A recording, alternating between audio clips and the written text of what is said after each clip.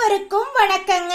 நீங்க உங்களுக்கு கனவுல எப்பாவது முன்னோர்கள் தென்பட்டாங்க அப்படின்னா அந்த கனவை புறக்கணிக்காதீங்க. இந்த மாதிரியான கனவுகள் கண்டா கனவுகள் மூலம் முன்னோர்கள் சில சூழ்நிலைகளை நமக்கு தெரியப்படுத்த முயற்சிக்கிறாங்கன்னு அர்த்தங்க.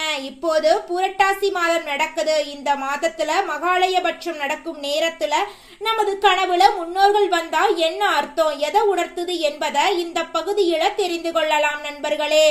ஒரு முறை தேவரிஷி நாதரர் பகவான் கிருஷ்ணரை சந்திப்பதாக துவாரம் வந்தாங்க. ஆண்டவரே, நான் உலகத்தை சுத்தி வந்தபோது காட்டேரி, பேய், பிசாசு போன்ற பல விசித்திரமான ஆத்மாக்களை பார்த்திருக்கிற. இந்த தீய சக்திகள் ஏன் மனிதர்களுக்கு பாதிப்பை ஏற்படுத்தது? மனிதர்கள் ஏன் தங்கள் கனவுல தங்கள் முன்னோர்களை பார்க்கறாங்க? இதற்கான அர்த்தம் என்ன? இறந்தவர்களின் கனவுல தோன்றுவதால மனிதர்களுக்கு என்ன மாதிரியான பலன்கள் கிடைக்கும் என்பதை போன்ற பல கேள்விகளை எழுப்பினாரு. இதை கேட்ட பகவான் கிருஷ்ணர், நாராயணா, இன்று நீ மனித இனம் பெரும் விதமான ஒரு அற்புதமான கேள்வியை கேட்டிருக்க. இந்த கேள்விக்கான பதில ஒரு கதை மூலமா நான் உனக்கு சொல்றேன், கவனமா கேளு அப்படின்னு பகவான் கிருஷ்ணர் ஒரு கதைய சொல்றாருங்க. விளக்கத்தை ஒரு கதையா சொல்ல ஆரம்பிச்சிட்டாரு. நண்பர்களே, இந்த கதைய கவனமா கேளுங்க. ஏன்னா அறிகிற அறிவு ஆபத்தானது. வீடியோவை பாக்குறதுக்கு முன்னாடி சேனலை சப்ஸ்கிரைப் பண்ணிருங்க. உங்களுக்கு வீடியோ பதிவுகள் அடிக்கடி வந்துகிட்டே இருக்குங்க. செய்யுங்க. அப்புறம் மறக்காம பெல் ஐக்கானை கிளிக் பண்ணிருங்க. மகாலட்சுமி என்று எழுதுங்க கமெண்ட் பாக்ஸ்ல. உங்களுடைய வாழ்க்கையில நடக்கக்கூடிய அனைத்து கனவுகளுக்கும் பலன்களை நம்ம சேனல்ல பார்த்துக்கிட்டே இருக்கலாங்க. ஒரு ஊர்ல இருந்த அங்கு தர்மன் என்ற வியாபாரி தன் 4 சகோதரர்களோட வாழ்ந்து வரான். அவரோட சகோதரர்களின் பெயர் சுமன், நந்தன், வெர்ஷன் மற்றும் விப்பன் ஆகியோரா இருக்காங்க. இந்த 4 பேருக்கும் திருமணம் முடிஞ்சிருச்சு. ஆனா இவங்க எல்லாரும் கூட்டு குடும்பமா வாழ்ந்துகிட்டு இருந்தாங்க. இந்த சகோதரர்கள் மிகவும் கடின உழைப்பாளிகள். ஒற்றுமையுடன் தங்கள் வாழ்க்கையை நடத்தி வந்தாங்க. கடவுளின் கிருபையால எதற்கும் குறைவில்லை. அவங்க ஒரு மகிழ்ச்சியான வாழ்க்கையை வாழ்ந்து வந்தாங்க. தர்மன் விவசாயம் செய்ய, மற்ற 3 சகோதரர்களும் அந்த பொருட்களை சந்தைகளில் பெற்று அதன் மூலம் கொள்ளை லாபம் சம்பாதிச்சு வந்துட்டு இருந்தாங்க. தாங்களே விவசாயம் செய்து அந்த பொருட்களை விற்பனை செய்து வந்ததால லாபம் அதிகமா கிடைச்சது. தர்மனின் முன்னோர்கள் தானம் செய்வதில் வல்லவர்கள். பணம் சம்பாதிப்பதோடு தங்கள் பிள்ளைகளுக்கு புண்ணியத்தையும் சேர்த்து வைத்தார்கள். அவர்கள் யாகம், கவனம் போன்ற மத நிகழ்வுகளில் ஈடுபட்டு ஏழைகளுக்கு உதவி செய்தார்கள். ஆனால் தர்மனின் பெயரில் தான் தர்மம் இருக்கிறதே தவிர அவன் மகா கஞ்சனா இருக்கான். அவன் கஞ்சத்தனமான குணம் கெட்டவனாக இருந்தான். அவனுடைய முன்னோர்களின் சேவைகளை தொடராமல் தொழிலை மேற்கொண்டு லாபத்துக்காக மட்டுமே வாழ்க்கையில் கவனம் செலுத்திக் கொண்டிருந்தான். முன்னோர்கள் கோவிலுக்கு வேண்டிய உதவிகள் செய்து வந்தார்கள். ஏழைகளுக்கு உடை மற்றும் உணவு தானம் செய்து வந்தனர். ஆனால் தர்மன் இதை தொடரவே இல்லை.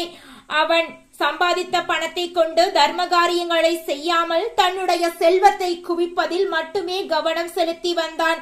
தர்மனும் அவனது சகோதரர்களும் எந்த விதமான தானமும் செய்யாததால் அவர்களது முன்னோர்கள் மிகுந்த வருத்தமும் கோபமும் அடைந்தார்கள்.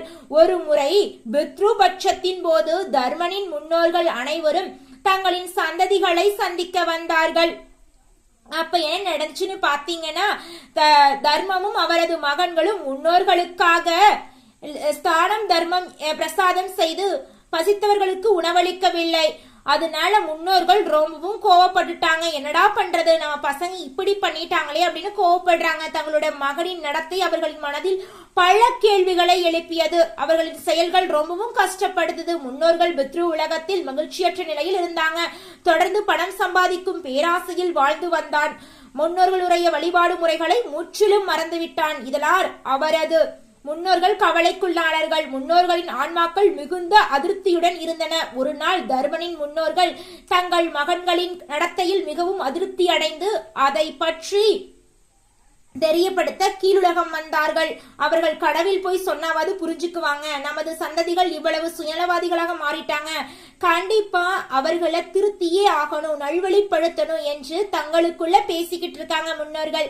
அதன் பிறகு யம தர்மனிடம் இது குறித்து முறையிட்டனர். ஓ தர்மராஜா, எங்கள் வாரிசுகளால் நாங்கள் மிகுந்த இன்னலுக்கு ஆளாகிறோம். அவர்கள் எங்களுக்கு ஒரு தானம், ஒரு சாப்பாடு கூட தரல, வருஷத்துக்கு ஒரு டைம் இது கூட பண்ணல, செய்வதில் தர்மத்தையும் அனுபவிக்கிறோம். எங்களால் முக்தி அடைய முடியாம கஷ்டப்பட்டு இருக்கோம், ஏதாவது பண்ணுங்க.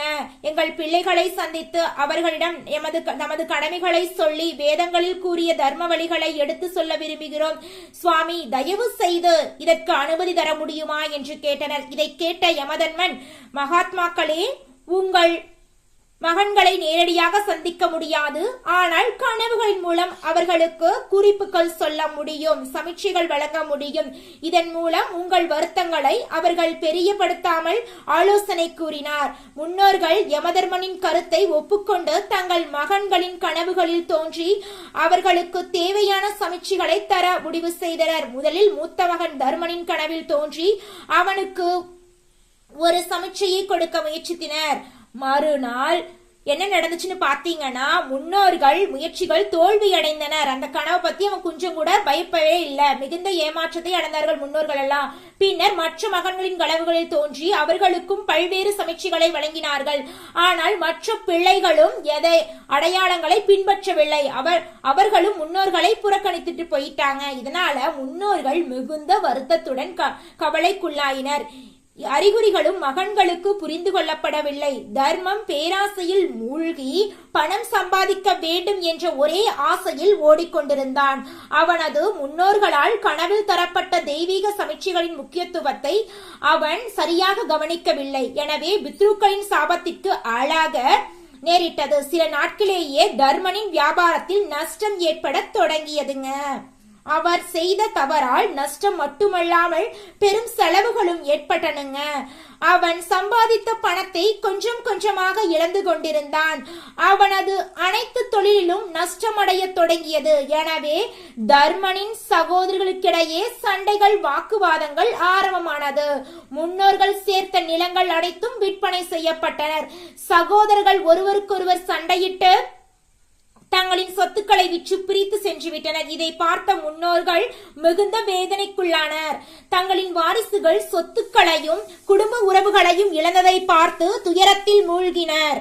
என்னடா பண்றது, இப்படி ஆயிடுச்சே. மறுபடியும் யமதர்மனிடம் சென்று, ஓ தர்மராஜா, என் பிள்ளைகளுக்கு குலப்பெருப்பொருளை நாசமாக்கி விட்டார்கள், தாங்கள் சேர்த்து வைத்து சொல்லாம் போயிருச்சு, அவங்க கிட்ட அப்படி சொல்லி சமாளிக்கணும், அவங்களுக்கு புரிய வைக்கணும். முன்னோர்களின் வேதனையை உணர்ந்து, மகாத்மாக்களே, உங்களின் வழியை நான் உணர்கிறேன், நிச்சயமாக நான் உங்களுக்கு உதவுகிறேன். நானே உங்கள் மகன்களை சந்தித்து அவர்களின் தவறுகளை வெளிச்சத்திற்கும் கொண்டு வருகிறேன் என்று பித்ருக்களுக்கு உறுதி கொடுத்தார் நம்மளுடைய யமதர்மராஜா.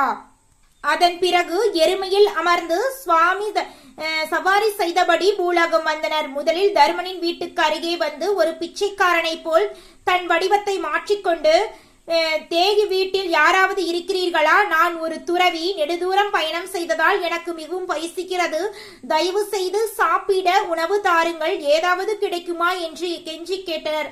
அந்த நேரத்தில் தர்மனின் மனைவி சுனதா வீட்டுக்கு வெளியே வந்து துறவியை வரவேற்றார். அப்போது அந்த துறவி தேவி, நான் மிகவும் பசியாக இருக்கிறேன், சாப்பிட ஏதாவது கிடைக்குமா என்று பணிவோடு கேட்டார்.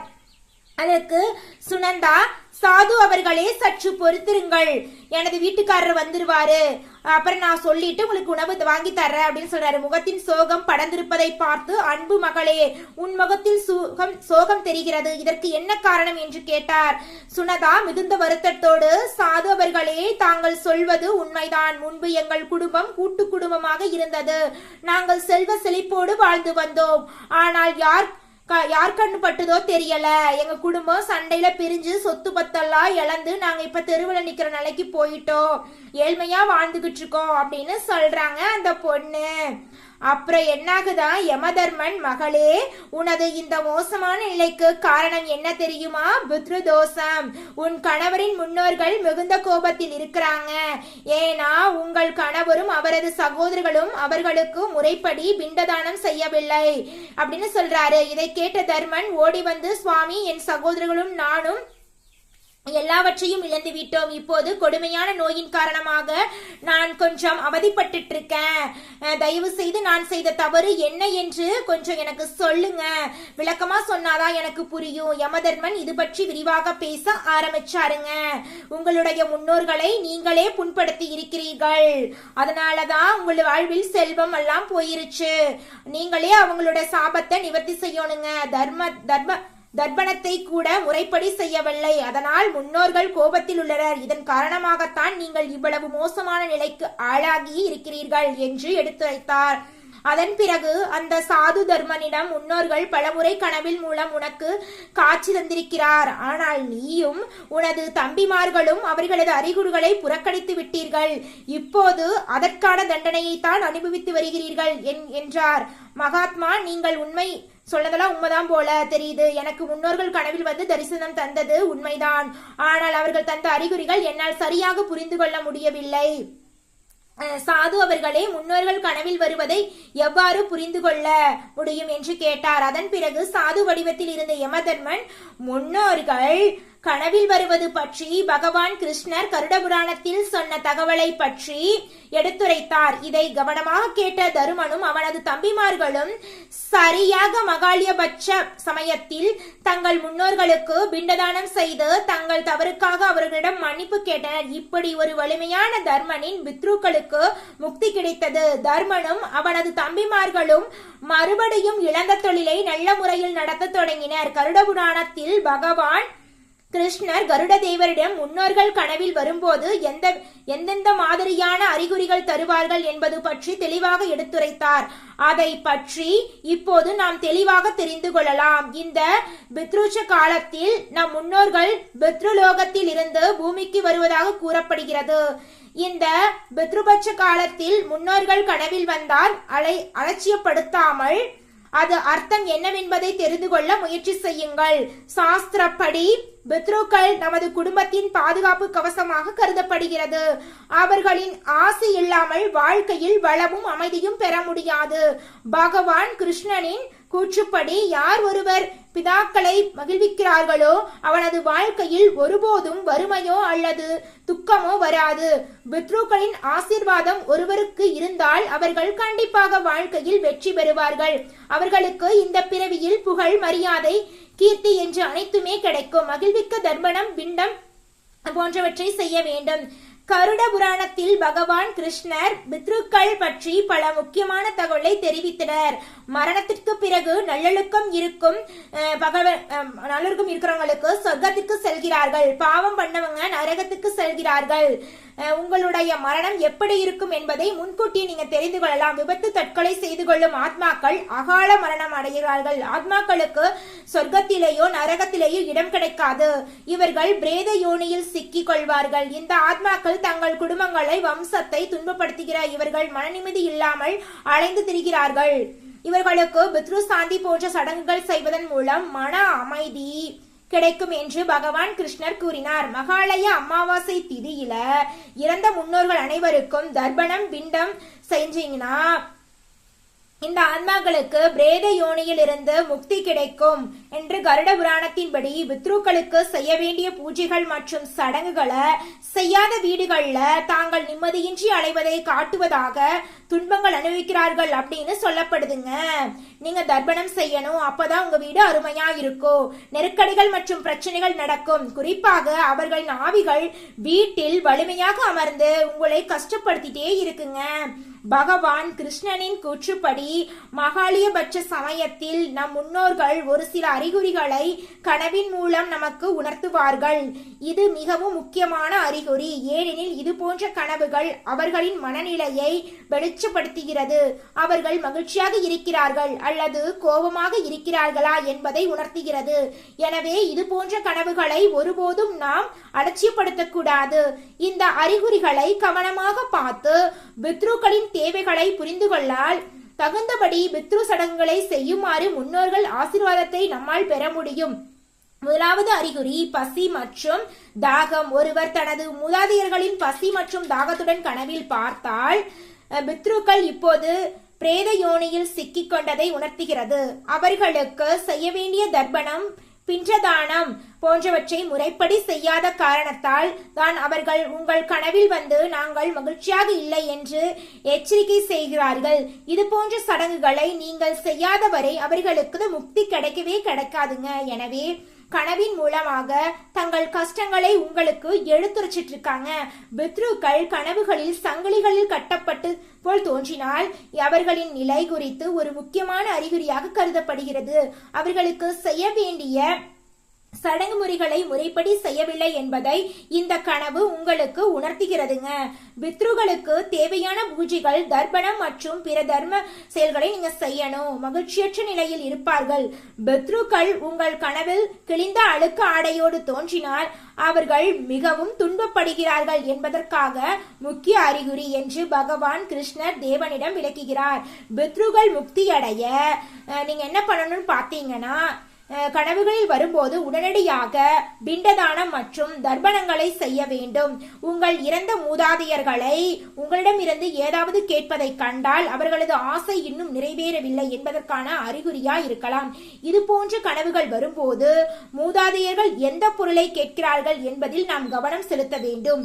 பித்ருக்கள் கனவில் நம்மிடம் கேட்கும் பொருளை தானம் செய்வது உண்மையில் நல்ல பலன்களை தரும். நம் முன்னோர்களின் நிறைவேறாத ஆசைகளை நிறைவேற்றும் போது அவர்களது ஆன்மா முக்தி கிடைக்கிறதுங்க. இறந்த மூதாதையர்கள் அந்த நபரின் தலையில் கையை திருப்புவதை போல் ஒரு அறிகுறி வந்துச்சுன்னா இதன் பொருள் மூதாதையர்கள் அந்த நபரின் செயலால் மிகவும் மகிழ்ச்சி அடைகிறார்கள், அவரை ஆசிர்வதிக்கிறார்கள் என்று அர்த்தம். இத்தகைய கனவுகள் ஒரு நபரின் வாழ்க்கையில் ஏதேனும் நல்லது நடக்க போகிறது என்பதை காட்டுதுங்க. உங்க வாழ்க்கையில நல்லது மட்டும்தாங்க நடக்கும். பகவான் கிருஷ்ணனின் கூற்றுப்படி மகாலய பட்சத்தின் போது உங்கள் முன்னோர்கள் உங்கள் கனவில் வந்து உங்களை நோக்கி கைகளை நீட்டினால் அத்தகைய கனவு மிகவும் மங்களகரமாக கருதப்படுகிறது. இந்த கனவு அவர்கள் உங்களுக்கு உதவ விரும்புகிறார்கள் என்பதாகும். முன்னோர்களின் அருளால் உங்கள் பிரச்சனைகளில் இருந்து விரைவில் விடுபடுவீர்கள் என்பது குறிக்கப்படுகிறது.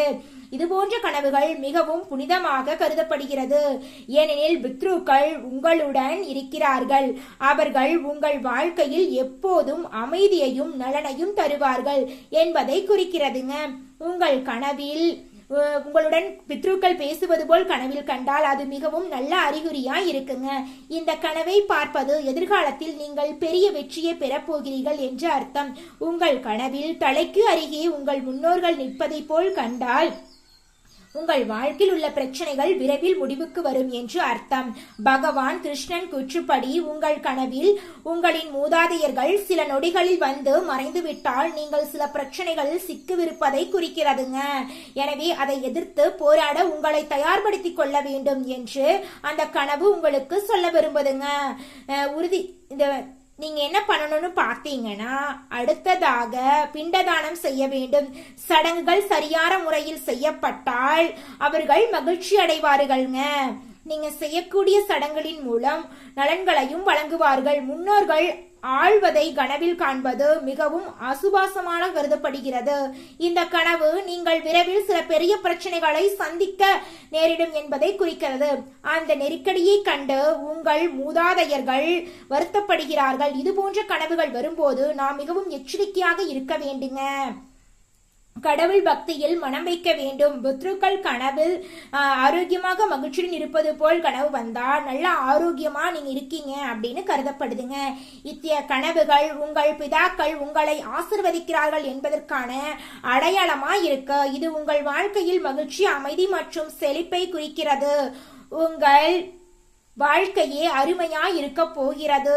முன்னோர்கள் கோபமாக இருந்தால் மகாலய பூஜைக்கு அன்னைக்கு தண்ணீர், வெள்ளை பூக்கள் மற்றும் கழுப்பு எள்ளினால் செய்யப்பட்ட உணவை கொண்டு பணம் செய்யுங்கள். இதனால் உங்களின் முன்னோர்கள் திருப்தி அடைந்து ஆசி வழங்குவார்கள் என்பது நம்பிக்கை. அப்படிப்பட்ட அன்றைய தினம் செய்யவில்லை அப்படின்னா அது முன்னோர்களை சென்றடையாது. அத்தகைய சூழ்நிலையில் உங்கள் முன்னோர்கள் திருப்தி அடைய மாட்டாங்க, உங்க மேல கோவப்பட்டுருவாங்க. அதனால இந்த விஷயங்களை எல்லாம் நீங்க செஞ்சீங்கன்னா தான் முன்னோர்கள் ரொம்பவும் சந்தோஷப்படுவாங்க.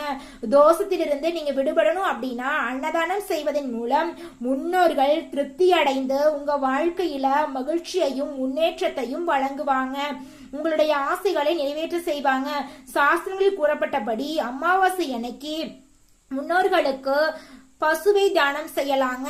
பசுவை தானம் செய்வதன் மூலம் முன்னோர்கள் வைதரணி நதியை கடக்கிறார்கள். அவர்கள் துன்பத்திலிருந்து விடுபடுகிறார்கள். நண்பர்களே, இந்த வீடியோவுக்கு லைக் செய்துவிட்டு ஷேர் செய்யுங்கள். அடுத்த வீடியோ பதிவில் சந்திக்கலாம். நன்றி, வணக்கம்.